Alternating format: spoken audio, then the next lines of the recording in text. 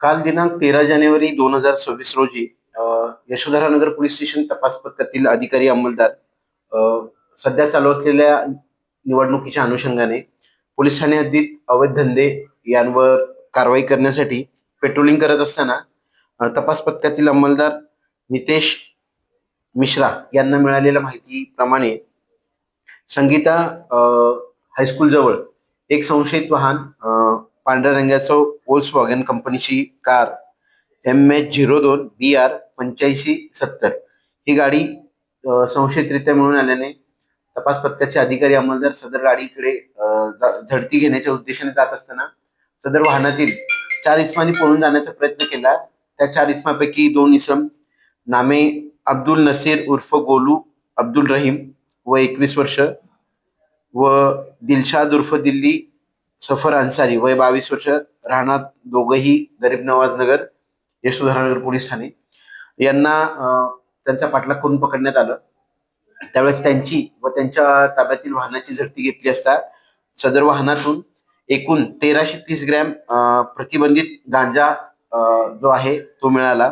तसेच त्यांच्या ताब्यातून 2 ॲपल कंपनीचे मोबाईल, एक पोको कंपनीचा मोबाईल व एक सॅमसंग कंपनीचा मोबाईल असा एकूण 7,29,900 रुपयाचा मुद्देमाल जो आहे तो जप्त करण्यात आलेला आहे. सदर प्रकरणात इतर जे 2 इसम पळून गेले त्यांची नावे नदीम अन्सारी उर्फ नद्दू वल्द जाबीर अन्सारी वय 20 वर्ष, असलम खान अब्दुल शरीफ खान दोघेही राहणार यशोधरानगर.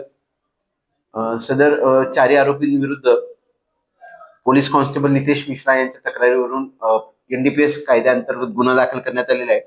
आरोपींना अटक करून मान्य न्यायालयात हजर करून त्यांचा PCR घेण्यात आलेला आहे. पुढील तपास सुरू आहे.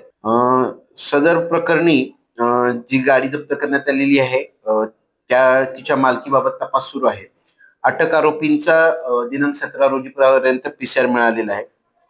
सदरची कामगिरी ही ऑपरेशन थंडर अंतर्गत माननीय पोलीस आयुक्त नागपूर शहर, सहपोलीस आयुक्त नागपूर शहर, अप्पर पोलीस आयुक्त दक्षिण प्रादेशिक विभाग, पोलीस उपायुक्त परिमंडळ 5 तसेच सहाय्यक पोलीस आयुक्त कळमना विभाग यांचे मार्गदर्शनात यशोधरानगर पोलीस ठाण्याचे अधिकारी व तपास पथकाचे अधिकारी अंमलदार यांनी केलेली आहे. सदर प्रकरणाचे 4 आरोपींविरुद्ध गुन्हा दाखल करण्यात आलेले आहेत. 4 आरोपींविरुद्ध गुन्हे अभिलेख आहे. सदर गुन्हे अभिलेख पडताळून त्यांच्यावर प्रतिबंधक कारवाई करण्यात येत आहे.